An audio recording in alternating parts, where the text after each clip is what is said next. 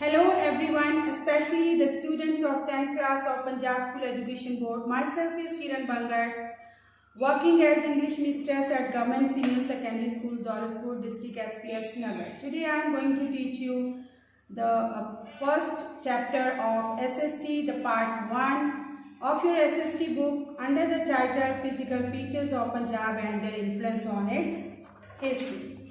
Lesson 1, Part 1. Physical features of Punjab and their influence on its history. The word Punjab is a combination of the two Persian words Panj and Ab. Panj means five and Ab means water. Thus, Punjab means a land of five rivers. These five rivers are the Satluj, the Beas, the Ravi, the Chenab, and the Jhelum. Punjab is situated on the northwestern frontiers of India. In 1947, due to the partition of India, Punjab was divided into two parts. Its western part became Pakistan.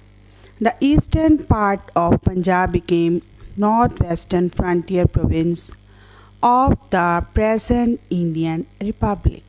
Three rivers, the Ravi, the Chenab, and the Jhelum flow through Punjab, situated in Pakistan, which is now known as the West Punjab. The Indian Punjab, known as the East Punjab, has only two rivers, the Beas and the Satluj. The name of Punjab has become so popular that its people prefer to call it Punjab. Only instead of West or East Punjab, in this book we will study about ancient Punjab that lies between the two rivers, the Yamuna and the Indus. Now students, you have read all this, and in this para it's very simple that Punjab is made of two words, Panj and Ab. So this is very much clear. So Punjab was divided into two parts, you have to make sure. Its western part became Pakistan. Now let's read next para under the point number 1, changes in the name of Punjab. Punjab has been named differently in different times. In the Vedic age, the land of Punjab was called the land of 7 rivers instead of the land of 5 rivers. At that time, along with 5 rivers in the extreme west, the river Indus, Sindh, and in the extreme east, the river Saraswati, which has become dry in these days, have been described in the Vedic literature. For this reason, the area around these 7 rivers was called Sapt Sindh. During the Ramayana and the Mahabharata period, Punjab was known as Panchnada. At times, it was also called Brahmaputra. The Greek historians named Punjab Pentapotamia, which in Greek means the land of 5 rivers. For some time, Punjab was known by the name Taki, after a powerful tribe of the same name. Hyun Sang, a Chinese traveler, called the region between the Indus and the Beas foothills to Panchnada as Sikai. After the advent of the Turks, this province was named as Punjab under the influence of the Persian language. Dear students, in this para you have learned that Punjab has given the different names by the different tribes, as this was Sapt Sindhu during the Ramayana and Mahabharata period, and it was also known as Panchnad, then Brahmaputra. Then Pentapotamia was the name which was given by Greek. Pentapotamia means the land of 5 rivers. Number 2. Boundaries of Punjab at different times. Look at the map carefully. You can see all the boundaries. The boundaries of Punjab have been changing frequently. The Rigvedic Punjab included the area which was irrigated by the rivers Indus, Jhelum, Chenab, Ravi, Beas, Satluj, and Saraswati. During the Mauryan and the Kushan period, the western boundary of Punjab extended up to the mountains of Hindu Kush and Takshila became its part. Under the Indo-Bactrian and Indo-Parthian rulers, Punjab was a separate kingdom and Sakala, which is Sialkot, was its capital. During this period also, the boundary of Punjab touched the present Afghanistan. During the period of Delhi Sultanate, the Lahore province of Punjab extended up to Peshawar. During the Mughal period, Punjab was divided into two provinces, Lahore and Multan. During the period of Maharaja Ranjit Singh, the eastern boundary of Punjab was the river Satluj and the Khyber Pass was its western boundary. At that time, Lahore was the capital of Punjab. In this way, the plains between the rivers Satluj and Jamuna got separated from Punjab and came under the rule of the British. After Maharaja Ranjit Singh's rule, there was again a big change in the boundaries of Punjab. After the Indian Revolt in 1857 AD, the British extended the boundaries of Punjab up to Delhi.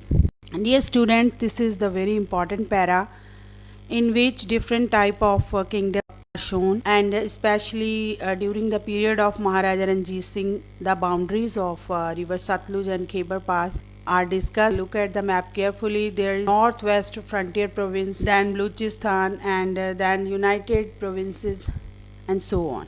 In 1901 AD, Lord Curzon separated the area beyond the river Indus of Punjab and formed a new province named Northwest Frontier Province. In 1911 AD, the Viceroy Lord Hardinge separated Delhi from Punjab and made it the capital of Hindustan. But the most significant partition took place in 1947 at the end of the British rule in India.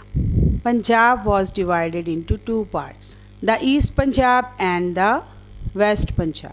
As a result, the districts of Punjab was greater, with greater Muslim population were given to Pakistan. Out of a total of 29 districts of Punjab, only 13 districts were given to the Indian Punjab. In 1956 AD, due to the reorganization of these states, the principalities of Malwa were merged with Punjab after their dissolution. On November 1, 1966, once again the region of Punjab was limited due to the reorganization of the state on linguistic basis. Punjab was again divided and two states, Punjab and Haryana, were formed. Some part of the Punjab was included in Himachal Pradesh. The districts of Amritsar, Jalandhar, Ropar, Kapurthala, Gurdaspur, Hoshiarpur, Firozpur, Ludhiana, Patiala, Sangrur and Bhatinda were included in Punjab at that time.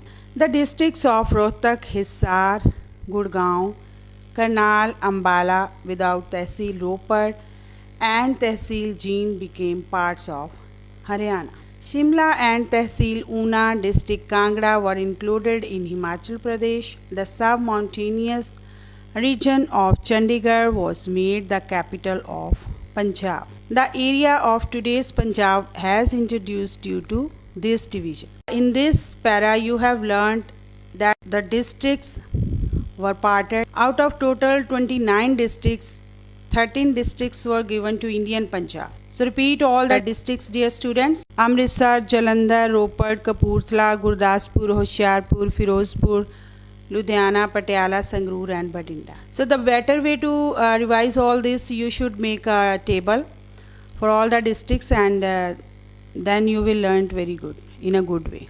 Point number 3, physical features of Punjab. This is the most important part of this chapter. The history of Punjab under study is a triangular piece of land that lies between the rivers Indus and Yamuna.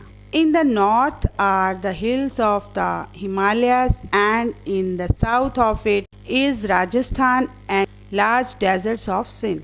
In the east, the river Yamuna flows, and in the west, there are the hills of the Suleiman and the Kirthar. Geographically, Punjab can be divided into three parts. A. The Himalayas and its northwestern mountains. B. The sub-mountainous region. C. The plains. Let's read A. The Himalayas and its northern and western mountain ranges. The mountains of the Himalayas are in a continuous series. In Punjab, there are many valleys in these mountains. The width of these mountains is about 250 kilometers to 350 kilometers. The height of these mountains is not uniform. For the defense of our country, these mountains act as a strong wall. That is why these hills are divided into three parts. In a sense, the Greater Himalayas, the Mid Himalayas, and the Outer Himalayas. A continuous series of the range of the Greater Himalayas in the east spread towards Nepal and Tibet. In the west also it is called the Greater Himalayas. This mountain separates Lahore, Spiti and Kangra districts of Punjab from Kashmir. In these hills lie the beautiful valley of Kullu and the Rohtang Pass. The height of these mountains is approximately 5,851 meters to 6,718 meters. These hills are always covered with snow. The Mid Himalayas is often called the Pangir Hills range of hills. These hills run across from the Rohtang Pass to Chamba and separate the valleys of the rivers Chenab and Ravi. Their height is approximately 2,155 meters. The hill range of the Outer Himalayas runs parallel to the Mid Himalayas. These hills run across from Chamba and Dharamshala through Kashmir up to Rawalpindi and Gujarat district. The height of these hills is 923 meters approximately. This region is called sub-mountainous area. These hills are also called the hills of Dhauldar. The name of western hills of the Himalayas is the Suleiman and the Kirthar. There are many passes in these hills, out of which the Khyber, the Kuram, the Tochi, the Bolan and the Gumal are famous. Through these passes, Punjab, India could establish relations with Central Asia. Through Khyber Pass, the western intruders entered Punjab. So in this point, you can see all the features of Punjab, the Himalaya and its northern and western mountain range. The width of these mountains are about 250 kilometers to 350 kilometers. So, but these are not uniform. And in the second para, we learned that this mountain separates Lahore, Spiti and Kangra, and approximately 5,851 meters to 6,718 meters is its height. And then about Mid Himalaya, Chamba, Rohtang Pass, these are the beautiful sceneries of these hills. And the hill range of Outer Himalaya runs parallel to the Mid Himalaya. These hills run across from Dharamshala, the Chamba and through Kashmir up to Rawalpindi and Gujarat. And in the last para, the importance of Khyber Pass, Kuram, Tochi, Bolan and Gomal, for which these are famous, is told. Let's read the last point of this part, the advantages of the Himalayas. The Himalayas is a high mountain range. Its peaks are always covered with snow. That is why water flows in the rivers of Punjab throughout the year. As a result, the land of Punjab is fertile. Because of the fertile land of Punjab, the people living here are economically prosperous. There are thick forests on the Himalayas. These forests provide medicinal plants and wood, because of which Punjab enjoys good economic conditions. Snow-clad mountains and thick forests act as barriers for the invaders. Himalayas serve as a defense guard on the northern borders of Punjab. The monsoons strike against the Himalayan mountains and cause rainfall. If in the north of Punjab there had been no mountains, Punjab would have been a dry and a cold region. The agriculture would have been scanty. Due to the Himalayas, there are many beautiful tourist places in Punjab like Simla, Mandi, Chail and Solan, etc. Now these are in Himachal Pradesh. Tourists from far and wide have been using these hill stations, which had helped in improving its economic condition too. The western hills of the Himalayas, the Suleiman and the Kirthar, the two passes also have been a boon to Punjab. Through these passes, we have been able to maintain transport facilities with Central Asia. Our trade, art and civilization all flourished through these passes. The mountains of the Himalayas act as a lifeline of Punjab. Dear students, you have read all this and this is very easy point, but let's again discuss the points, the main points. As you know, Himalayas is a very high mountain range, and due to that this is covered with snow, and the land of Punjab is fertile due to that, because as the snow is melting, the water flows in the river throughout all the year. So people feel very happy to grow crops because the land is very fertile. So this is very good for the economic purpose. And then so many woods are there which give us medicinal plants and wood also. So these are also giving the opportunity for work to make medicines, which is also a good way to raise our economic condition. Snow-clad mountains are there, thick forests are there. These hills are working like the barriers for the invaders. Then in the next para you can see that Himalayan mountains cause rainfall mainly in the northern part of the Punjab. Otherwise Punjab would have been a dry and a cold region, but luckily we are having these hills and a continuous rainfall. Then these Himalayas are giving very beautiful tourist places. Those were in Punjab but now in Shimla, which are Mandi, Solan, Chail, etc. So tourists from the different places, they are coming to see the beautiful sights of these hill stations. And in the last para you have read that Suleiman and Kirthar in the western hills of the Himalayas, these two are working as boon to Punjab. Transport facilities can be maintained through these passes with Central Asia. All these things are giving a way to flourish the trade, art, civilization. We can say that these Himalayan hills are acting like a lifeline of Punjab. B. The sub-mountainous region. In the south, along with the Himalaya mountains, the ranges of the Shivalik and Kasauli form a congested part which is known as the sub-mountainous region of Punjab. The approximate height of this area is 308 meters to 923 meters. It includes the eastern part of Jhelum, the northern part of Ropar and Ambala, the lower hills of Kangra, the northern area of the districts of Hoshiarpur and the Gurdaspur, some area of Gujarat district and some parts of Sialkot district. There is plenty of rainfall in this region. The soil is sandy and rocky. That is why the area is neither fertile nor thickly populated. The main crops of this region are maize, rice and wheat. In this part of section you have learnt that Shivalik and Kasauli form a congested part.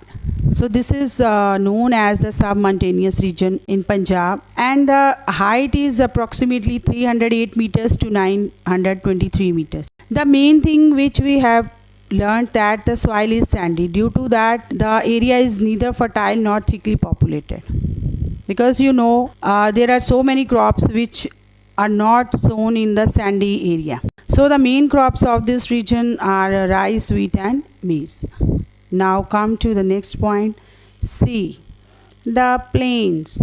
If we consider the land of Punjab as a whole, it will appear as a continuous slope. The land of Punjab can be divided into two parts, the eastern plains and the western plains. The region between the Yamuna and the Ravi is called the eastern plain. This area is mostly fertile.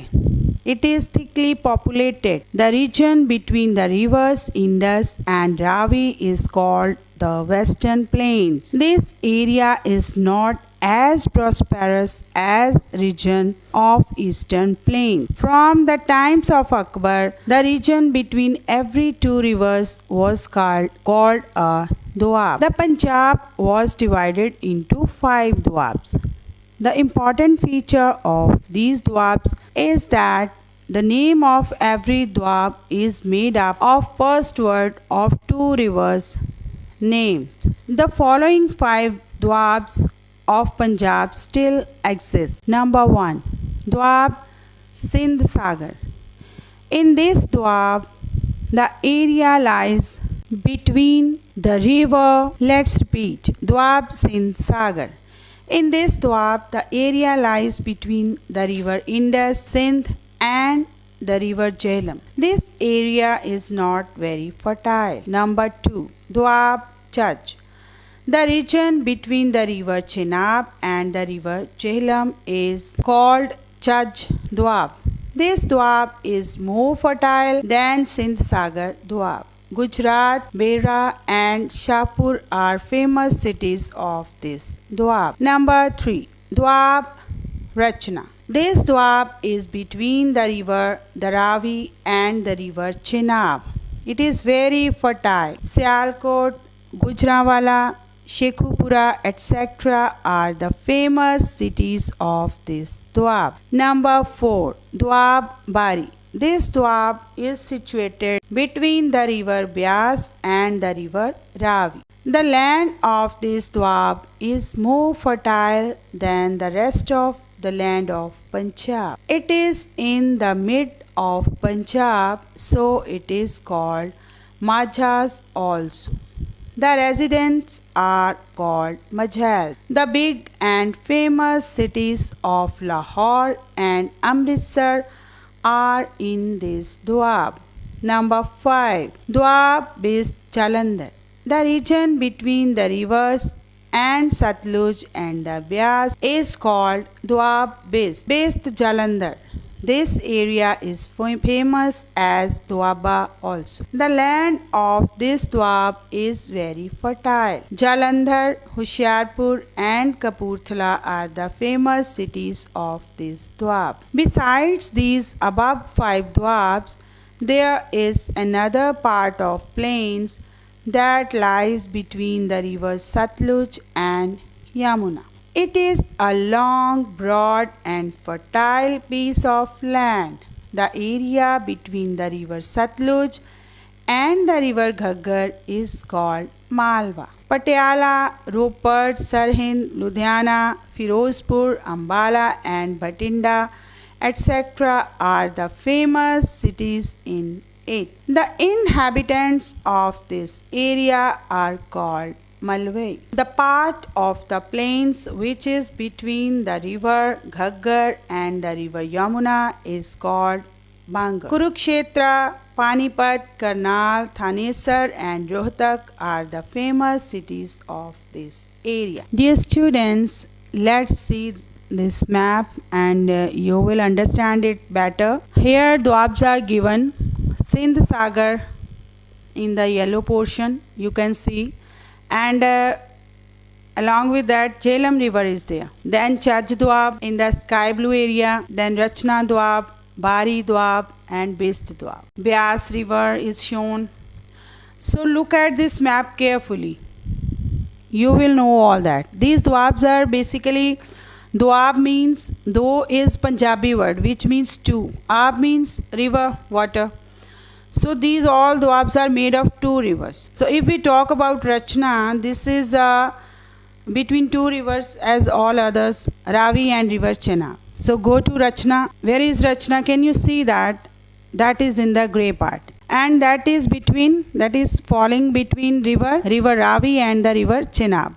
And if we talk about Doab Bari, that is in the purple section. And Doab Bari is situated between the river Ravi and Beas. In this map you can understand all this very well. So this was the end of this part 1. Dear students, read it carefully, make notes, make tables, go through the maps, and very soon I am coming with the part 2 of this chapter. Good luck, students.